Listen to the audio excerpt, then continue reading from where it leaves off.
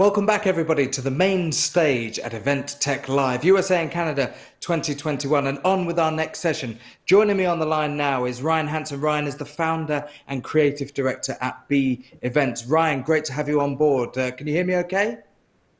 I can hear you just fine. And Fantastic. I thanks. know that you've got a little bit of an intro. No problem at all. I know you've got a little bit of an introduction into this panel session, so I will hand things over to you, Ryan, and I'll see you a little bit later on with some questions from our audience. Awesome. Thank you, James. And welcome to everyone who's joining us today. My name is Ryan Hansen, CEP, CSEP, DES, and I am happy to be here to serve as a moderator for our conversation about accessibility in the events industry. I am here today as a member of the Board of Governors for ILEA, the International Live Events Association. ILEA is the essential community for creative event professionals globally. It's ILEA's mission to create a sense of belonging and community for both members and event props around the world. Well, in 2020, we recognized, just as so many other organizations did, that we had work to do to unravel our own misconceptions, assumptions, and perceptions about belonging, diversity, equity, and inclusion. During that process of learning and examining our own privilege, we discovered what was working and what was missing. As a result, ILEA formed a DE&I committee and has spent the last 15 months creating programming for the industry to use in their own quest for equality, like a diversity pledge, and a partnership with the National Events Council, the organization leading the movement to create parity and inclusion for BIPOC event professionals.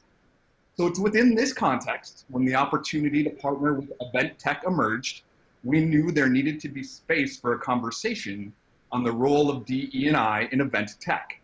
It affects us all, but probably uniquely, depending on your position as a producer, a tech developer, or an attendee. So today's session is not necessarily about providing a suite of answers so much as it is about wrestling with good questions to drive awareness and dialogue. Before I bring on our panelists, we'd like to know a little bit more about you and why you've joined us for today's conversation. We have a poll question that's going to pop up that will invite you to sort of share your role in the event or in the tech industry, and I'm going to invite you to answer now. And as a second question, I would love to hear from you your reason for joining this session today. If you could put that answer in the chat box, I'm going to be keeping track while our panelists introduce themselves, and it'll help keep me on goal to keep the conversation answering questions you have. While you do that, I'm going to tee up this conversation a little more personally. I am, as was mentioned, the founder and creative director of B Events. It's an event design agency passionate about creating experiences that people love. Key to that mission is a belief in inclusivity. Success in designing an experience people love is a basic requirement that all people can engage in that experience. And as event professionals, it's a question worth pondering if we are always doing our best to ensure that our events are designed to be accessible for all. Despite the explosion of tech to bring virtual and hybrid events to bigger audiences in the last 16 months, I'll admit that in that year, my team has struggled and been readily challenged to find tech platforms that considered equal access for all attendees in our projects. Further, my company is headquartered in Minneapolis, Minnesota, so I'm very aware that the last year has focused global attention on the reality that not all people do experience things the same way. Critical conversations on the necessity for diversity, equity, and inclusion initiatives have centered themselves in our collective mainstream conscious. But what are we talking about when we say DE&I? In prep for this session, we found a definition which I think might serve to ground us for the next 40 minutes. What we are talking about is a set of 3 values that together constitute an anthem of modern society. Diversity means involving people from a range of different ethnic, cultural, and social backgrounds, different genders and sexual orientations. Equity means that everyone matters and should have equal access to opportunity. Inclusion means everyone is invited to the party and the needs of everyone are covered. This is a huge topic, and our conversation could go any number of ways. But to focus us in, we wanted to zoom in on accessibility and belonging as 2 critical components of the conversation when looking at events through the lens of tech. And to that end, we have invited 3 unique perspectives of our panelists who you guys are going to love to help us navigate these waters. So I'm going to invite our panelists now. I'm going to bring them up and invite them to introduce themselves. And while I do that, I would like you to put one more answer in the chat box. And that is, what does accessibility mean to you? And with that, I'm delighted to introduce you to Anne, Anthony, and Meg. I'm going to let them each introduce themselves since I've been talking a lot. And I'm going to have them introduce themselves and share with you their reason for being here today and answer that question, what does accessibility mean to them? So we'll start with you, Anne. Go ahead. Thanks, Ryan. I was like, do I wave? And then Anthony waves, so then everyone's waving. My name's Anne Nguyen. I'm the head of engagement at Twine. And so I've been an event planner for about 10, 12 years before I switched over to the event tech side and still do some event planning. And I think accessibility, diversity, equity, inclusion, like you said, is such a huge topic. But given kind of everything that's happening in the world right now and the news that you hear every day and, the things that we as event planners, I think we are responsible for creating safe, inclusive spaces for conversation. I think it's really important that we play our role in making this world a little bit of a better place. And last year when all of the stuff happened with George Floyd's murder, Meg and I actually started an anti-racism book club that was really founded on the basis of education and conversation. So I think as event planners, it's so important for us to take the skills that we have and learn and educate ourselves and create spaces that make it accessible, inclusive, like you were saying, for everyone, right? And it's such an important topic now. And nobody's perfect. Nobody's doing it perfectly. We're all learning. But the more we can educate ourselves and the more that we can learn, the better we can do. So I think that's why it's important that we're having this conversation.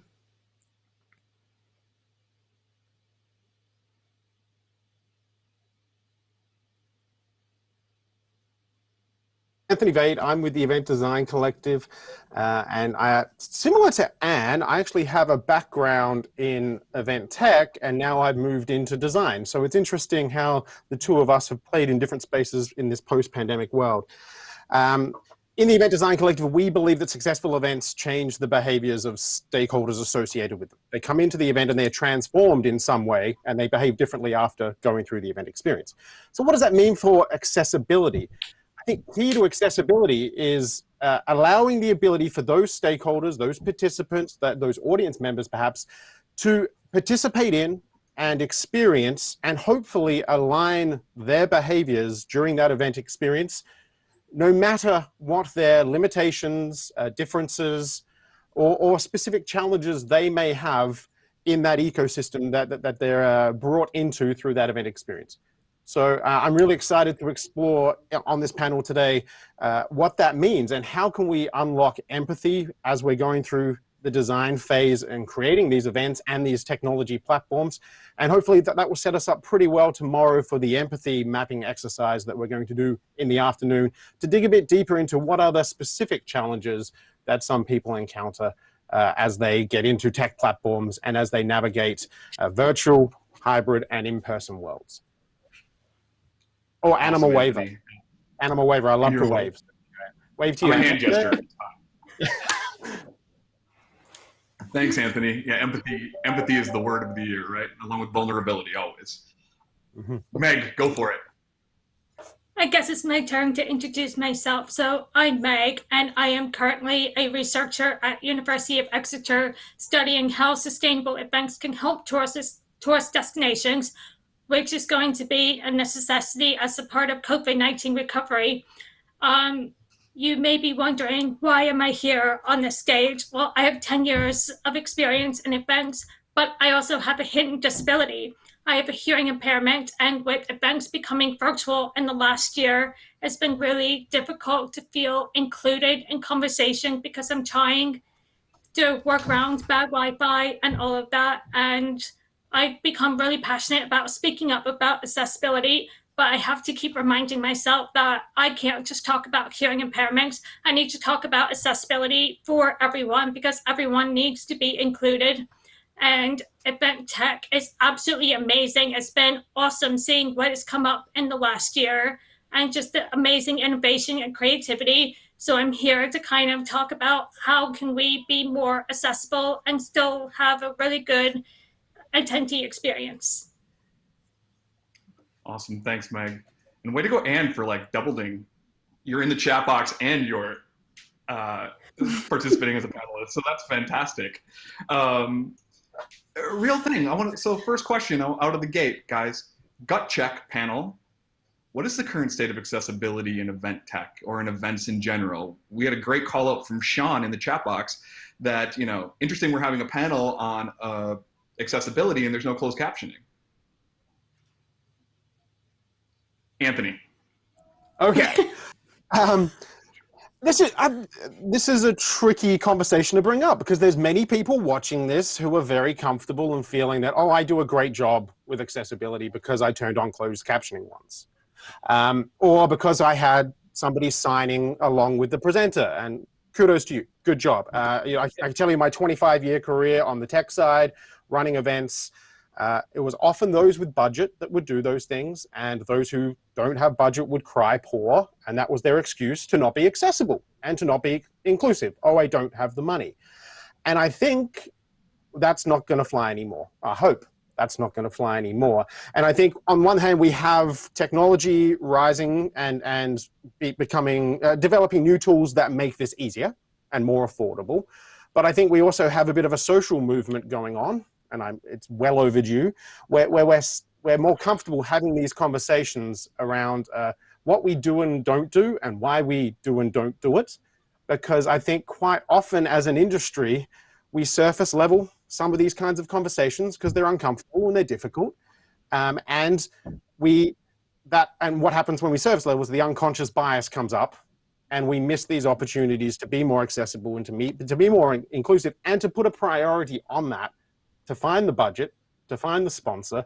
And so I think conversations like this are important, but I think more conversations need to happen so that we can understand, okay, what are the opportunities that exist here and now that are good, but could be better, but certainly good. And how can we immediately start to action stuff with intention and purpose? Less so than just doing it because we have to, but doing it because it's what our audiences need.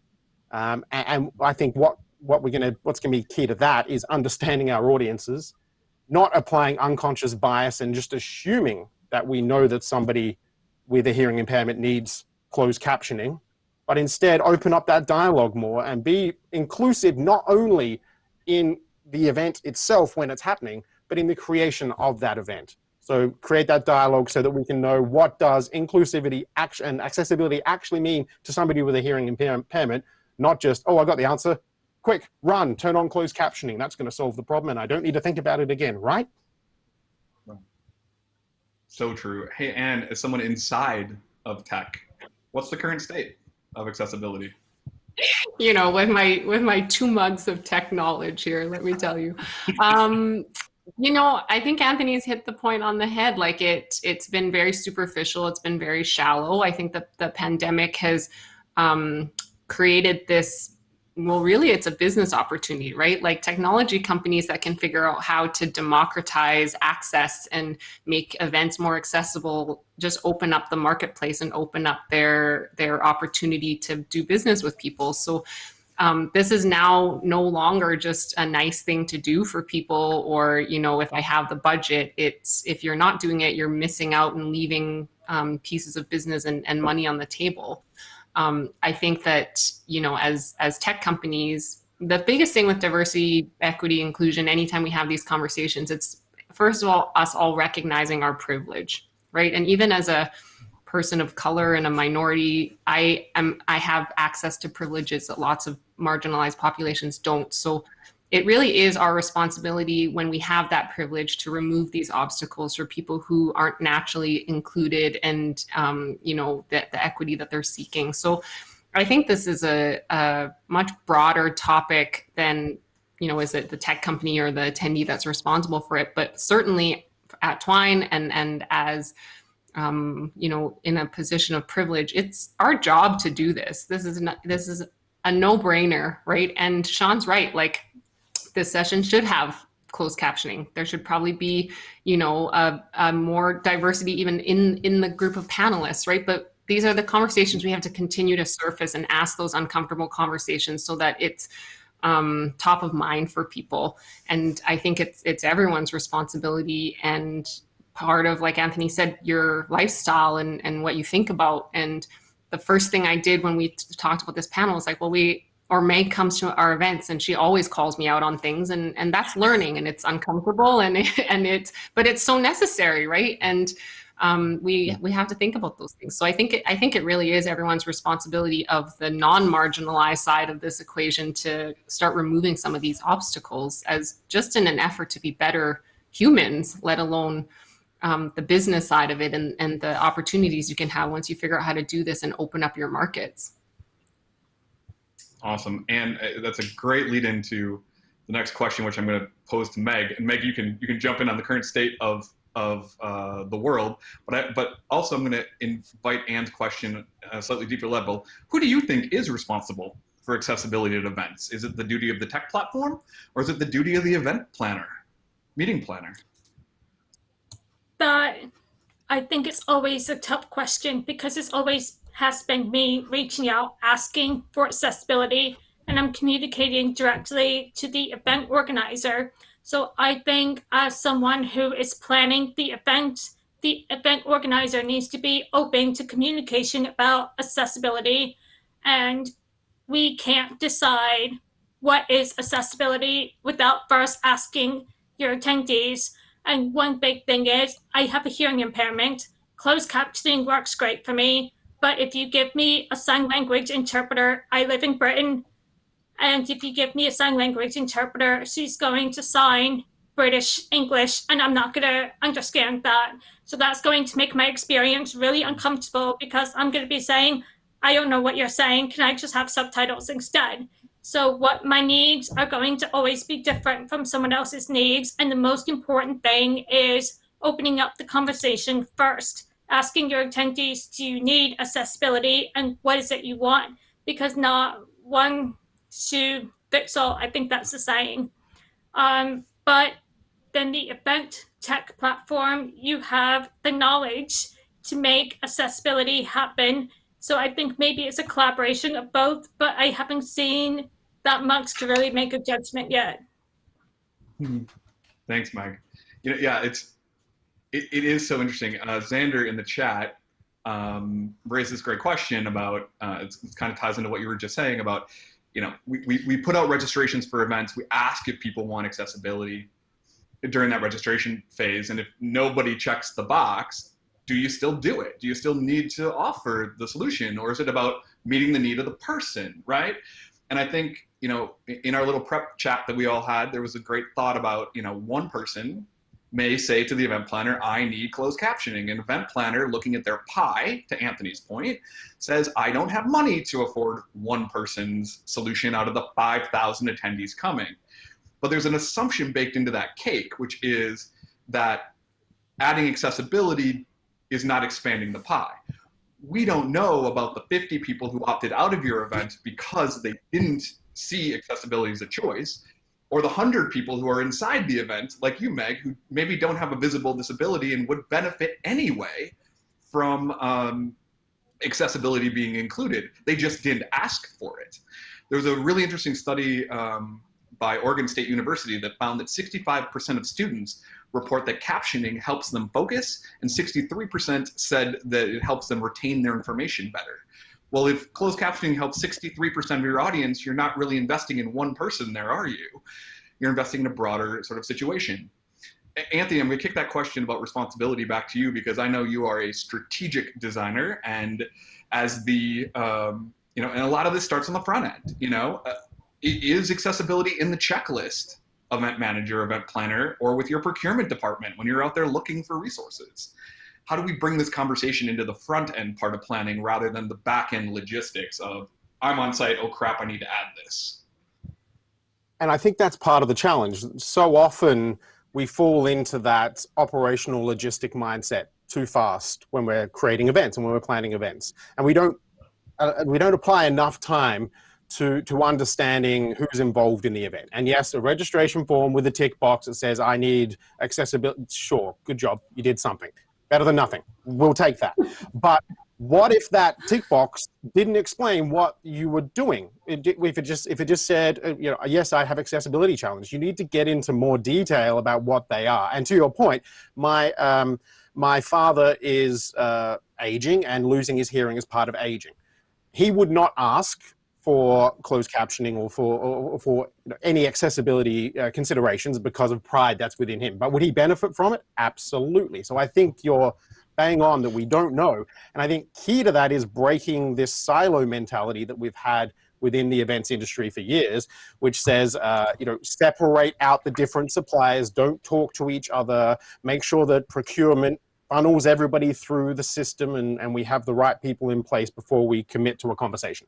And I think these kinds of conversations around inclusion, accessibility, and diversity certainly need to happen earlier on in the front end, because we need to bring that into the early stages of design before we even pick the platform. And that's going to put the challenges out to the platform providers out there to be ready for these deeper, more developed inclusivity and accessibility strategies.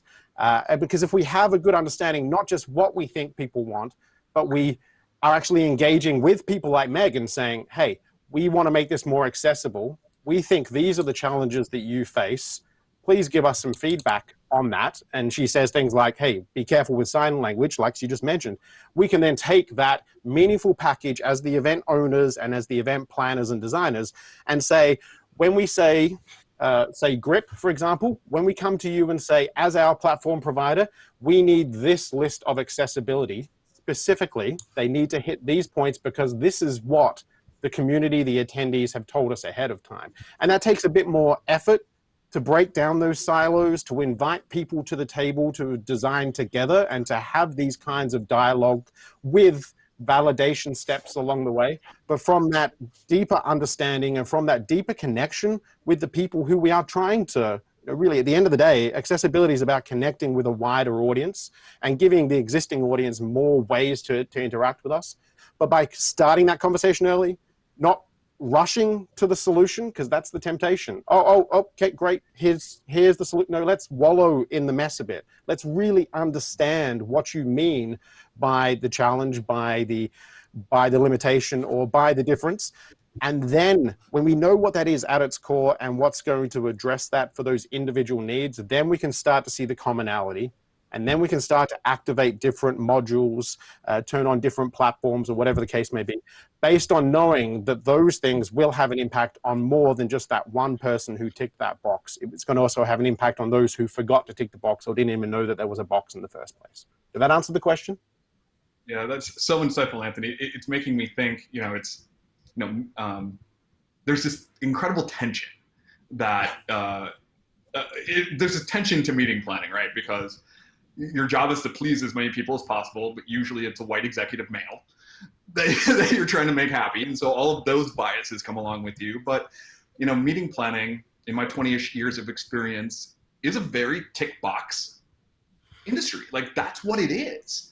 And so it's sort of like we have to hold this tension of, you need the check boxes earlier that say accessibility is just a must-have requirement. It's a basic requirement of any tech platform we're going to go out and get, right? That you need it to be on the list of the RFP, that this stuff needs to just be there because it's that client demand that's going to push the tech companies to include it. At the same time, you need that delightful ability to be flexible and adaptable to the things you don't recognize you're going to need, right? And to be able to hear those requests come in and stay constantly curious. So it's this flexible curiosity, but also a checklist, and that tension is so interesting. And I want to kick it back to you with the point you just made at the end of your last comment, which is really around the business case for accessibility. And I guess that's kind of where I was headed with that. What is the business case for why you include this stuff? And someone just put in the chat that a planner's biggest question, right, is like, I can't be responsible for all of the accessibility needs that I don't know anything about because I have limited budget, time, I have to worry about all these other things.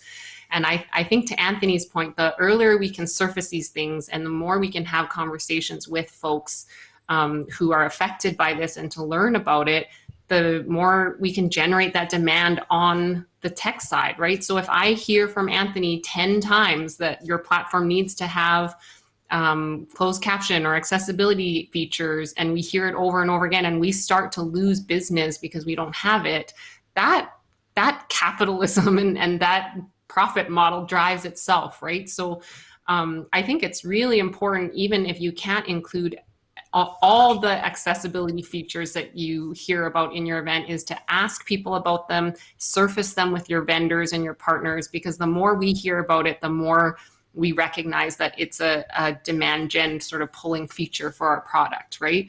And I think I said this in our pre-chat, it's like for tech platforms out there that are listening, and I'll be totally honest, Twine has 0 accessibility features right now. And Meg came to one of our events, and the first thing she said to me was, like, you have no accessibility features, right? And so I take that back to the product team and we talk about it, and we make it a regular conversation that we have with people in the marketplace, our customers, people like Meg. We reach out to visually impaired people and see, how do they use Twine? And it becomes part of sort of threaded into our culture. It's not just like an add-on, it's now part of every feature that we build. We think about that. And the other thing we've talked about as a team is by addressing accessibility features, we also unlock other features of our product. So for example, once we do have closed captioning in there, what we can do is now take the written transcripts that we have of people's conversations, and we can use that for other things, right? So there's lots of business cases to be made about looking at this and opening up your reach in your market. And I think, I said this in our pre-conversation, is tech companies right now have a bit of grace. We're so new into this whole world that we have maybe 6 months, maybe a year, where people are like, okay, I can deal with the fact that there's no closed captioning here. I can deal with the fact that you haven't made this friendly for a screen reader. In a year from now, in a year and a half, 2 years, I think that'll be table stakes, right? Like if you don't have that, you're going to be out of the game. So if you're a tech company and you're not seeing the demand for that, or planners aren't asking for this yet, know that it's coming. And if you don't sort of invest and make that part of your company culture in your product development cycles and all of that kind of stuff, I think you're going to get left behind, is my personal opinion. Because there's someone put in the chat, there's like $8 trillion or $1 billion of disposable income in this marketplace that will get captured somehow, right? And if you want a piece of that pie, you need to start incorporating this into how you're dealing with your product development. Thanks, Anne. Hey, Meg, how about the business case from the other side, from the sort of attendee point of view? What's being left on the table by planners who aren't considering, planner producers who aren't sort of considering these needs? Well, one thing I always say is accessibility does not only benefit the disabled. If you think about, you want to do international business, accessibility also includes English as second language users. It also includes, are you doing work from home and you have screaming kids in the background and you're trying to pay attention to 2 things? Closed captioning helps you catch what is being missed while your kids or dog, or even road work is loud, you can't hear what's going on. So I think that accessibility helps not just disabled users, but everyone. And I think that's, people are so focused on only disabled users, but if you make it accessible for everyone, it will benefit everyone. An example of this, when I was in 5th grade, I was a little kid, we had to have speakers in my classroom. And the kids in the back of the room said, oh my God, I can actually hear the teacher. This is actually really beneficial to me. The speakers were there because of me, but it benefited the whole class. So I think that if you prioritize accessibility and think accessible first while designing your event experience, it's going to benefit everyone. Thanks, Meg. Anthony, and I'm going to switch. You guys will do sort of short answer on this because you both sort of addressed it a little bit. But what is Anthony, I'll go first. What is event tech's role in supporting, promoting, or providing belonging? during a virtual event? And how can tech make the experience seamless and intentional for all? Tough question to do fast, rapid fire. Thanks for that. Look, I see event tech as nothing more than an ecosystem. Event tech is the space that you put participants and stakeholders into to experience an event. So what is their role? Is to provide an ecosystem that people can get in and out of and can engage within. The same as a hotel venue. So you asked me the question, what's the role of event tech? It's the same as the Hyatt Regency. Yeah. No offense, Hyatt. I'm not Anne? calling you out. No, it's true. I mean, it is the venue, right? I mean, I think it's funny. I've worked with a variety of clients who, when they tried to turn a live event virtual, the first thing on their checklist is give me my venue. And that's why they went right to the platform before they ever decided what they needed to do on that platform. Right? It was the point you made earlier, right? Because that the space feels like the thing you must have. Well, even if the space can't do what you need it to do. And how about you? How do we make this thing seamless and universal? Yeah, I think that it permeates everything from leadership to product development to, if I'm out here for Twine listening to what's happening in the marketplace, we have a tagline we use internally. We say software in the service of humanity. So if tech providers could take that mentality and design intentionally and create products that don't get in the way of humans being humans, kind, positive, caring humans. And I think I don't have to name any for you to know which platforms I'm talking about that aren't software in the service of humanity. But I think it's really a larger responsibility than just an event or a tech platform. It's our responsibility as humans to create products that democratize and open up networks and allow people to be included in things. And what a great time to do that. What a great time to make that shift from, when we were only in person and the only way to access certain content and networks was if you could get on a plane and fly somewhere. Technology should enable all of that to be much more inclusive globally. Those with disabilities, those that need an extra lift. Technology should be that lift. And I really firmly believe that. And like I said, if you're an event tech company and you're not thinking that way, I don't think you're going to be around for very long. Thanks, Anne. Hey, Meg, I as someone who has a disability, I heard you say you just want the seamless experience like every guest wants a seamless experience, yes? How can we do better as event industries and as tech professionals in making your experience seamless and intentional? I'm going to be honest. In the pre-chat we had, I said I have an extremely low bar. But I just really want to see you try. You don't have to be perfect. I'm not asking for perfection or anything like that. I just want you to try. I want people to reach out to attendees and ask, hey, is there maybe something I missed in the registration form? How can I make this great for you? And event tech, literally, you have so much room for creativity to create a sense of belonging. You have the opportunity to connect people with networking. In the last year, I've met people from all over the world, and some of them are my really good friends today that I would never met without event technology. But just the biggest thing is I just want to see an effort. It doesn't have to be perfect. Don't feel like you have to be pressured into being perfect. That's awesome. Thank you, Meg. Our time is going quite quick. I'm going to invite James in to loft a couple questions from the audience at us, and then I have one final question for the panel before we close out in about 10 minutes. But hey, James, what has the group been talking about?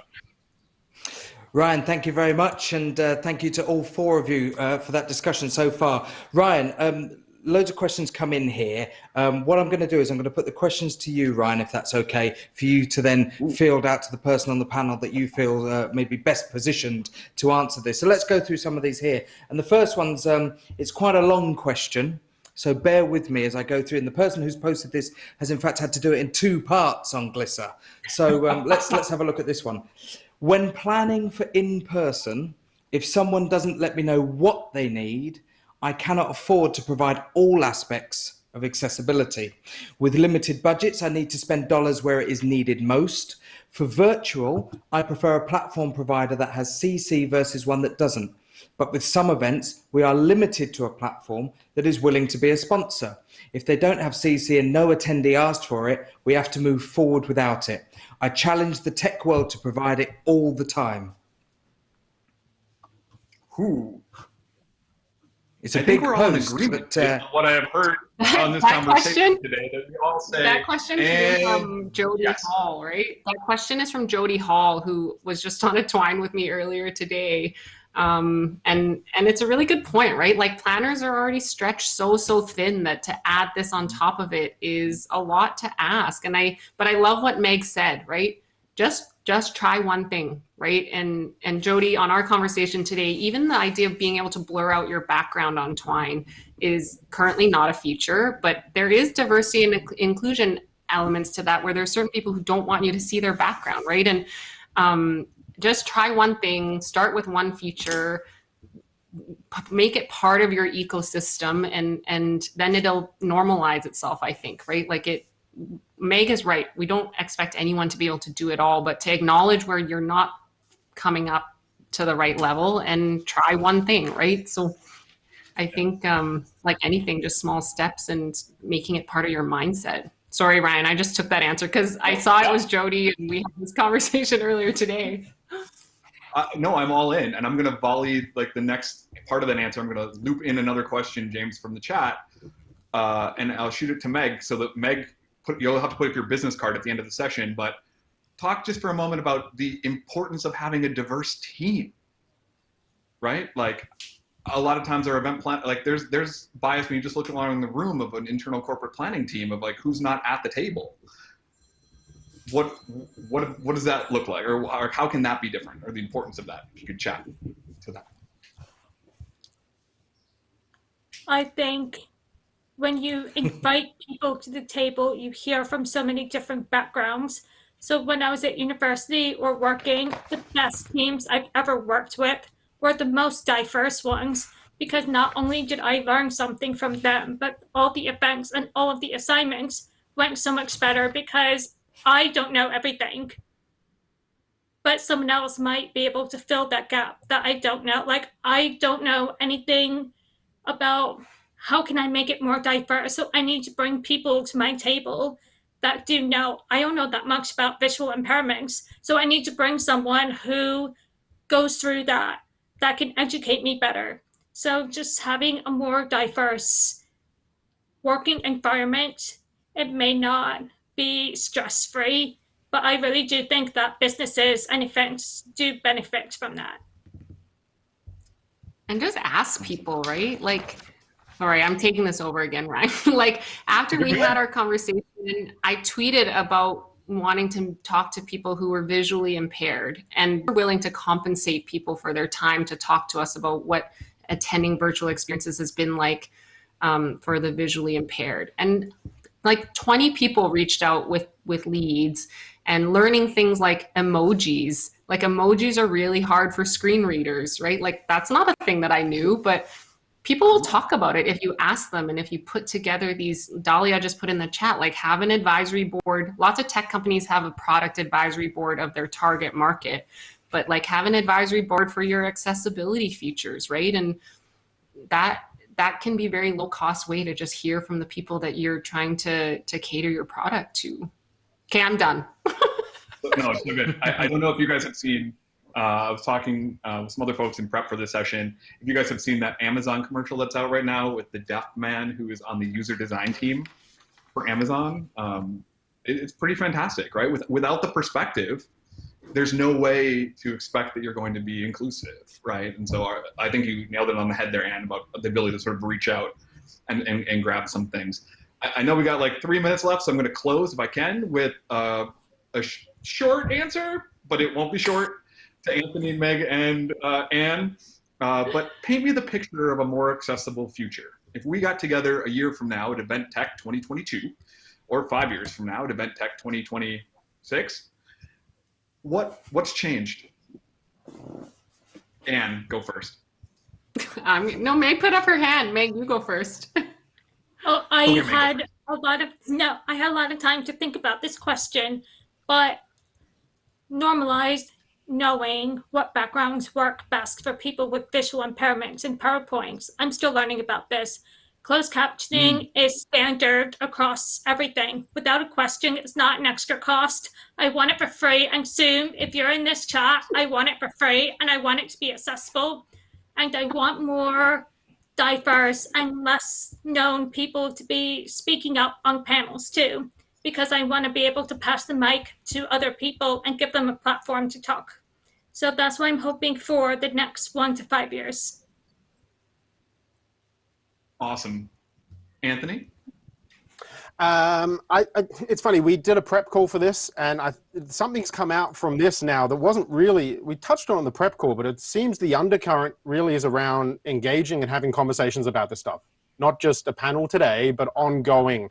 And tech companies, I love that stuff about getting an advisory council. So what I hope happens is we're having earlier conversations, more in-depth conversations. And, you know, we've been pretty tough on the audience. I will admit, me in particular, I've been having a go at you saying, you know, you haven't done a great job, but that's not your fault because you haven't known otherwise and you have all the other challenges that you face. I've got a book recommendation for everybody. It's a book called Overcoming Bias. And it's really interesting because it addresses some of these concerns that we've talked about. And one of the key premises within the book is start having conversations with people that are different to you so that you can learn who they really are at their core and at their heart, and then start to address what they need through that understanding. And that's not surface, that's deep understanding, and that takes time, energy, and effort. And to Jody's point before, if you're dealing with accessibility on site, you missed all of the opportunities prior to have that conversation way ahead in advance, and you're never going to solve the problem because you're too deep at that point. So more conversations earlier on with the people that matter, and then co-creating a better world for everybody and a better ecosystem that we can all get into and out of in the ways that we need.